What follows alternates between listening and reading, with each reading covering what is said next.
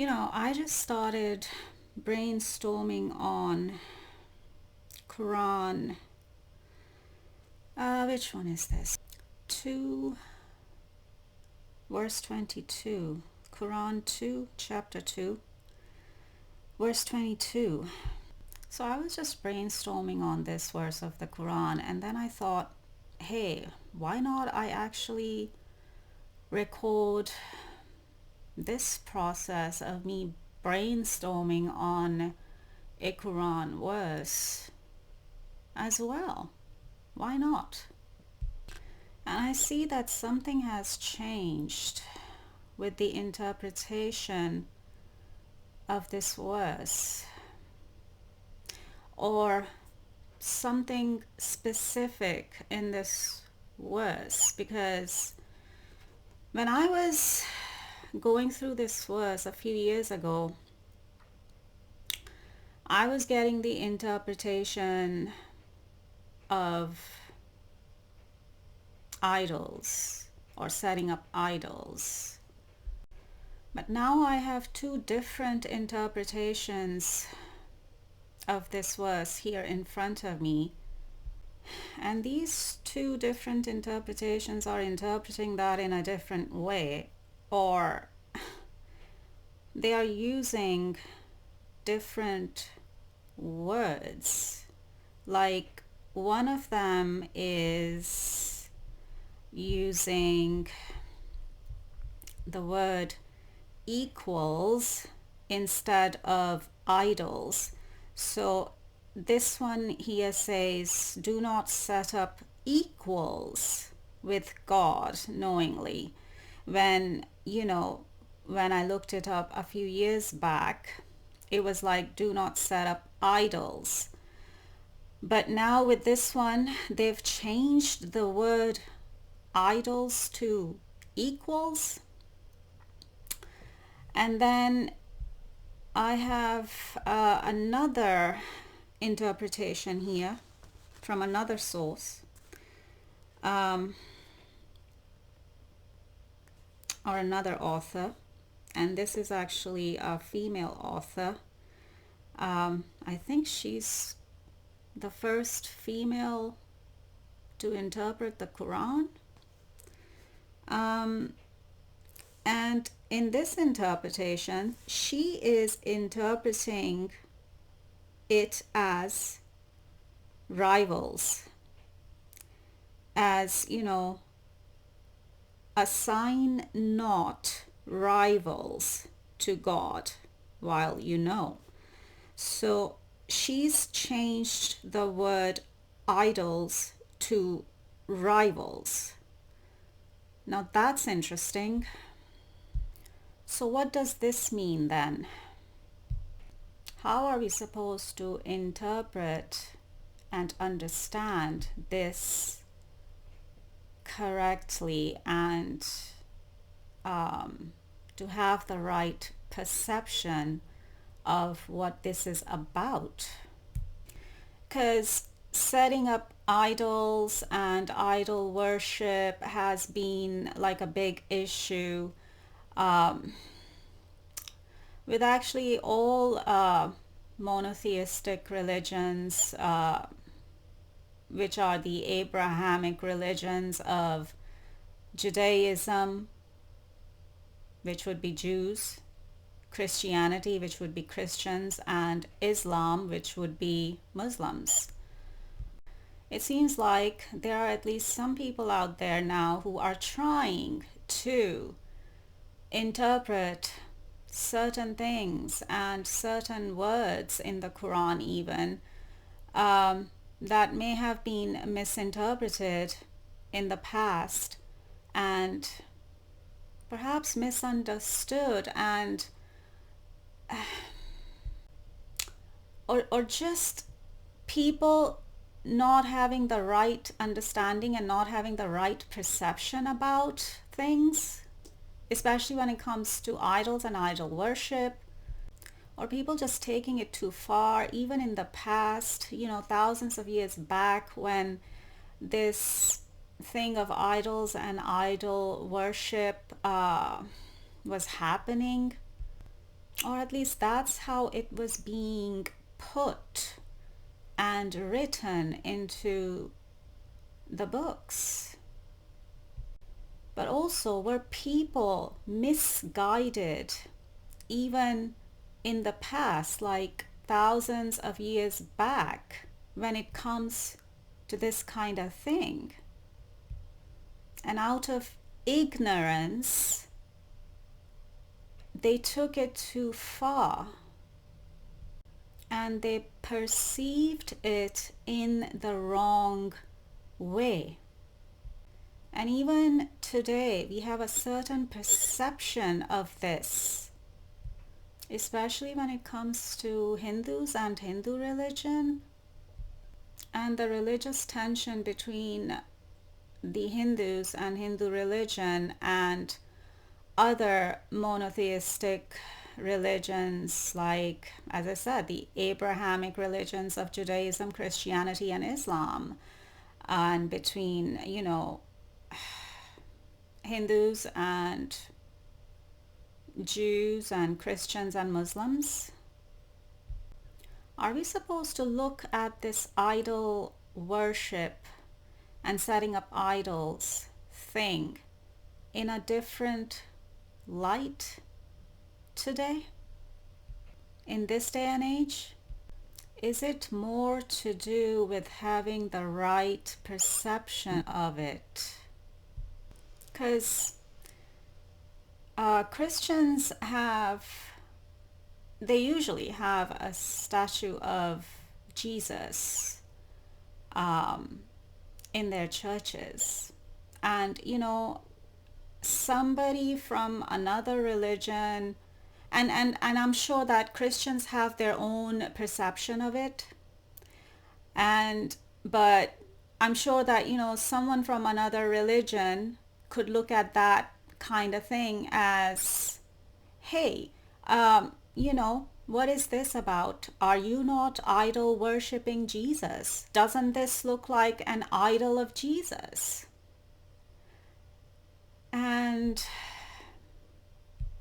But I'm sure Christians have their own perception about it, and they may not see it that way. Now let's come to Islam and Muslims. Now, I've been living here in the West for a long time, and I've come across some Westerners who question the Islamic and Muslim practices at Kaaba. Like some Westerners or people from other religions who are not Muslims, frankly speaking, they look at Kaaba as being the biggest idol for Muslims and the Muslim world. It's like, what are you doing with that big black cube at Kaaba, performing a certain ritual around it, etc.? And do Muslims even understand that ritual that they perform around the Kaaba, that big black cube? Like, what is all that about? Why have Muslims been told and taught to do that? But I'm sure Muslims and the Muslim world, I'm sure the Muslims have their own perception about that, right? And so I'm sure it's the same with Hindus and the Hindu religion as well. Like, I'm sure the Hindus have their own perception of what they are doing. But people from other religions perceive that as setting up idols and idol worship when it comes to the Hindus and Hindu religion. But as I said, I'm sure Hindus themselves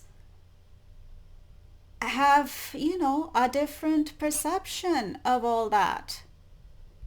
So what is to be done about this? What is the right and correct perception when it comes to this? And our people, and I mean people from all religions, are willing to learn different, or at least to learn what all this is about, and to learn the right and correct perception of it, to learn the right and correct way of looking at it, perceiving it, thinking about it? Or do they want to stay stuck in their old ways and keep thinking and perceiving everything in the old way? So what is the right perception to have about all this, or about this one particular issue? Because for some people it is an issue. But does it need to be an issue is the question. Should it be an issue? Especially if people are willing to learn different and learn the right understanding and the right and correct perception when it comes to this one particular thing? Like, how were people in the past, like, going back thousands of years, and I keep remembering that golden calf incidents from the Bible with this, because it keeps coming to my mind. Like, what did those people in those days, I think that was the time of Moses, Prophet Moses for Jews and Christians. Actually, it's Moshe for Jews, Moses for Christians, and Musa for Muslims. It was, that golden calf worship that happened in Moses' time. What were those people thinking? Like, how were they perceiving that? And why were they doing it? And was their perception correct? Or was it all wrong? And then it makes me think, where does the actual problem lies? Does it lie with the idols and idol worship? Or does the problem lies with the humans and their right or wrong perception of it? And now I'm remembering this thing I've been mentioning in my previous videos, at least in a couple of them, that, about the half-truth of God and the whole truth of God, and how the Abrahamic religions of Judaism, Christianity, and Islam, which are monotheistic religions, and Jews, Christians, and Muslims have been given only the half-truth about God. I mean, the one God thing, which is a half-truth about God. So what is the whole truth of God? You will see the whole truth about God in the Hindu religion, actually. And the whole truth about God is the one and the many simultaneously at the same time. And this one and the many, or one God and the many simultaneously at the same time, this view actually comes from the Gnostics. The one and the many simultaneously is a Gnostic teaching, but it is a correct teaching, and it is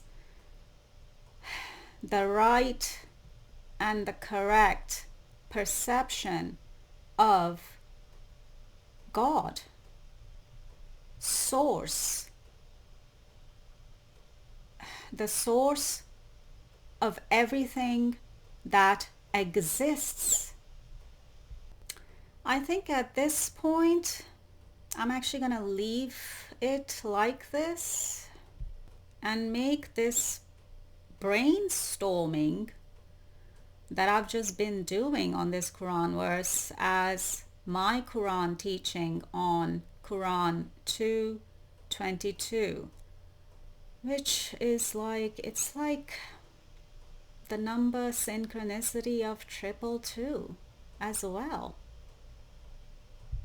Though before I leave, let me share these two different interpretations of Quran 2 verse 22 here. The first one says, "It is he who assigned the earth for you as a place of restfulness and the heaven as a canopy, and he caused water to descend from heaven and from it drove out fruit of trees as provision for you. Then assign not rivals to God while you know." And the other interpretation of Quran 2 verse 22 says, "The one who rendered the earth a habitat for you and the sky a structure and brought water down from the sky with which he produced fruits as provision for you. So do not set up equals with God knowingly." So that's the other interpretation of this verse. I don't think, and I don't feel like I need to interpret or teach the rest of this verse because that's pretty self-explanatory. But there was this one thing in this verse about what we've already brainstormed on, or at least I just did. The thing about setting up idols or idol worship, or how these new interpretations have changed the word idols to equals or rivals. That's the part that needed attention in this